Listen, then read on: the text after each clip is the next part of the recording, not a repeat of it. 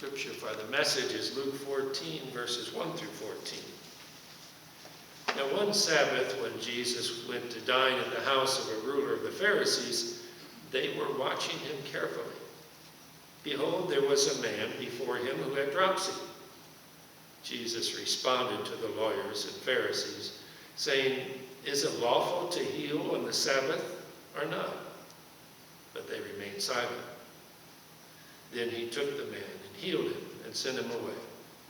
He said to them, "Which of you, having a son or an ox that has fallen into a well on the Sabbath day, will not immediately pull him out?" And they could not reply to these things. Now he told a parable to those who were invited, when he noticed how they chose the place of honor, saying to them, "When you are invited by someone to a wedding feast, do not sit down in a place of honor, lest someone more distinguished than you be invited by him. And he who invited you both will come and say to you, 'Give place to this person.' And then you will begin with shame to take the lower place. But when you are invited, go and sit in the lowest place, so that when your host comes, he may say to you, 'Friend, move up higher.' And then you will be honored in the presence of all who sit at table with you. For everyone who exalts himself will be humbled, and everyone who humbles himself will be exalted." He said also to the man who had invited him, "When you give a dinner or a banquet, do not invite your friends, your brothers, or your relatives, or your rich neighbors, lest they also invite you in return, and you be repaid. But when you give a feast, invite the poor, the crippled, the lame, the blind, and you will be blessed, because they cannot repay you. You will be repaid at the resurrection of the just." May God add his blessing to the reading of his word. Why don't we see God at work in our world today? The short answer is because we do not humble ourselves. Now, part of the long answer is that even if we do humble ourselves, we can only see glimpses of that work of God for now. The work that he's doing is so amazing, it's beyond our ability to conceive it completely. To humble ourselves means that anything good that we do in our lives, we attribute in our hearts to God instead of ourselves. Now, this runs counter to what we usually think. We like to think that we worked hard to be a good person, to do good things. But we'll never see God's work if we have that attitude, that we're such a good person or we did such good work. After all, Jesus said, everyone who exalts himself will be humbled. Yet he who humbles himself will be exalted. That's what our text is lifting up for us, is an unusual event where Jesus is invited into the house of one of the Pharisees' leaders. It was on the Sabbath, and it was to eat a meal with them. But then it says they, the Pharisees, were closely watching him. And look, all of a sudden, near Jesus, there happens to be a man with dropsy. We call it edema or just a swelling these days. He just happens to be there. Well, obviously he was planted there.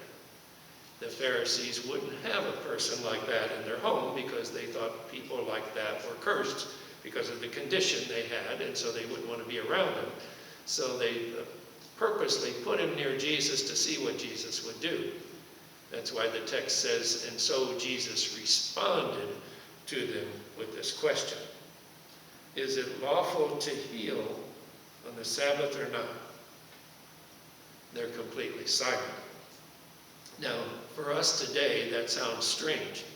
Who wouldn't think that any time it would be a good time for healing to occur? So why did this bother them so? Well, I think it's because keeping the Sabbath was something in their hearts that they thought that they had done. We worked hard at being good people, of keeping God's commandments, of keeping the Sabbath, and we don't want to lose that goodness that we've achieved. They want to hang on to that. And so, because they have that attitude, they're blind to God's actual work in the world. So what does Jesus do with their silence? He heals the man, and he then dismisses him. The Pharisees didn't want him there anyway. He was just there to test Jesus. But then he asked the Pharisees, which of you, if your son or animal falls into a well, will not immediately rescue him, even on the Sabbath? And once again, they're silent. They have no answer to this. That silence in Jesus' question seems to be saying two things. The first is every day is a time for God to do good, even the Sabbath day. And that second, what these Pharisees were actually doing, exalting themselves, is never a part of the work of God. Jesus then tells them a parable because he saw that when they came in, they all vied to see who would get the so-called places of honor or seats of honor. That was probably meant to be able to sit next to the host. They would be close to him, and then they would fan out from there and be further and further away if they weren't as close or as honored by this host. He said, if you come and are invited to a party, he said, instead of taking these places of honor, he said, if you do that, someone more honorable may come, and then the host will have to come up to you and say, give place to this person, who I consider more honorable than you, and in shame, you'll have to go back towards the back. But he said, instead of doing that, why don't you take the last place when you're invited? And then the host will have to come to you and say, friend, you need to move up closer to me, and you'll be honored in front of everybody that's there. Now, this is just a parable. After all, if it was just taken literally, the people following it would still just be self-seeking. They would say, well, I'll come in and take the back seat just so that I can be honored and dignified in front of everybody else by getting moved up closer. It's just an image or a picture that Jesus is using to emphasize that everyone who exalts himself will be humbled, and everyone who humbles himself will be exalted. But then he applies this parable. He speaks to the host. And he said, whenever you host a dinner or banquet, don't invite your relatives and friends and neighbors. As if to say, that's not how God works. They can return the favor. Instead, Jesus says, you should invite the poor, the maimed, the lame, the blind. Again, as if to say, this is how God works. Doing good for those who cannot repay him at all. Now, because they attribute the good that's occurring in their life to themselves, when they hear Jesus say this sounds completely absurd to them. Who would want to invite a bunch of people who have been cursed by God, to be crippled and blind and whatever, into a festival we're having? That's just, that's just something that shouldn't be done at all. So, because it's absurd to them, they will never see God's work, and they will never be part of it. Only by humbling ourselves, recognizing in our hearts that all the good that occurs in our life comes solely from God, will we begin to see the work God really is doing. And only from that will we be able to then share in some of that work. Let's hear an example from Elizabeth Garrett about an incident with her mother that taught her more deeply what humbling ourselves entailed for her. She said it all started with a phone call to her mom. You wouldn't believe who just called me, her mom said. No, who? Well, I just won $4 million from Publishers Clearinghouse. They're coming tomorrow to give it to me. Are you sure? Elizabeth said. They're going to call me back soon, so I can't stay on the line long because I don't want to miss their call. So she hung up. The first thought that came into Elizabeth's head after hearing that was, Mom really needs to move closer to us. It wasn't that she was negligent of her mom. They lived 100 miles apart, and yet she would go down twice a week and make that trip because her mom was having some therapy sessions at the time. And this while she still owned her own business, and she volunteered a lot at church as well. Well, she said she decided to turn to God in prayer. I asked for God for wisdom, discernment, and protection over my mom. This included asking that he move her to a safe place where she could be loved and cared for on a regular basis. Specifically, I wanted her to move into our renovated guest house. I knew she'd love it.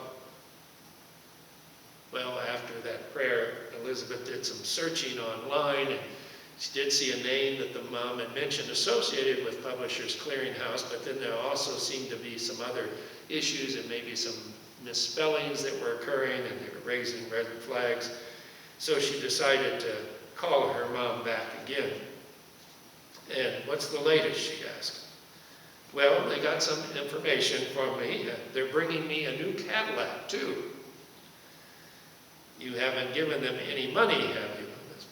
Oh, no, I haven't done that. Well, several phone calls went back and forth, and Elizabeth discovered her mom had actually mailed them a check for $14,000 for the taxes on her winnings that she was going to receive. Elizabeth got the post office, the bank, and the police all involved, and make a long story short, they stopped payment on the check before it was cashed. They changed the checking account number and said it was so crazy because the scammers had even taken the trouble to express mail 2 fake checks to her, of course, that had no money that she could use, but just to try to get her to keep sending them money. Her mom was 85, she said, and living on 5 acres in what Elizabeth called the middle of nowhere. After this episode, she said to make matters different or worse in the sense that it was the mother, in a good sense, finished her therapy, and so that was done, and she was improved, but that meant she didn't go down twice a week now. Now you don't need to come here as often, her mom said. I'm doing fine, so you don't have to worry about me. But Elizabeth and her husband Philip did feel uneasy. And it was one day at breakfast, as they were there together, he started to say, we should move to my mom's, she finished the sentence. His jaw dropped open. How did you know what I was thinking? I didn't. I just had the same thought pop into my head at the same time. They had never discussed moving before, especially moving to her mom's, who lived in rural northeastern Mississippi. Elizabeth had only thought of her mom moving towards her. Well, that day some other coincidences seemed to happen. Philip's work colleague, without any prompting, for some reason brought up the idea of him moving. And then after some devotions in that morning, Elizabeth felt led to look at house plans online, one of which they eventually accepted and bought. Within a few days, a friend approached them as they were trying to sell an extra car they had and said, if you ever decide to move, I would really like to buy your house.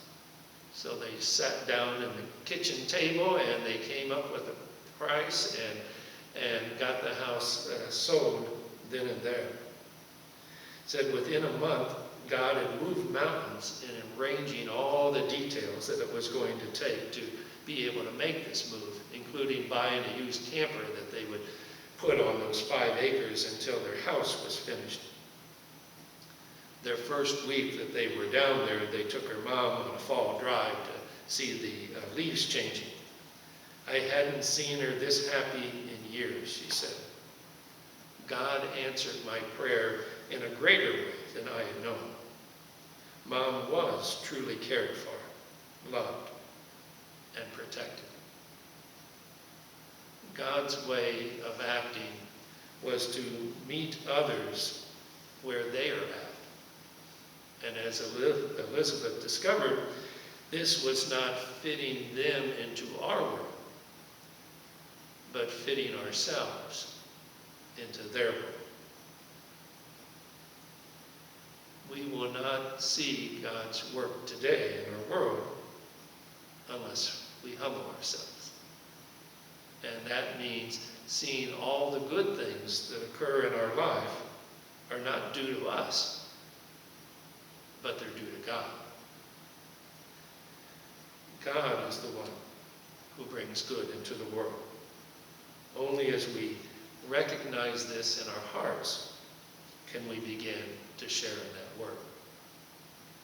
After all, Jesus said then and still says to us today, everyone who exalts themselves will be humbled, yet everyone who humbles themselves will indeed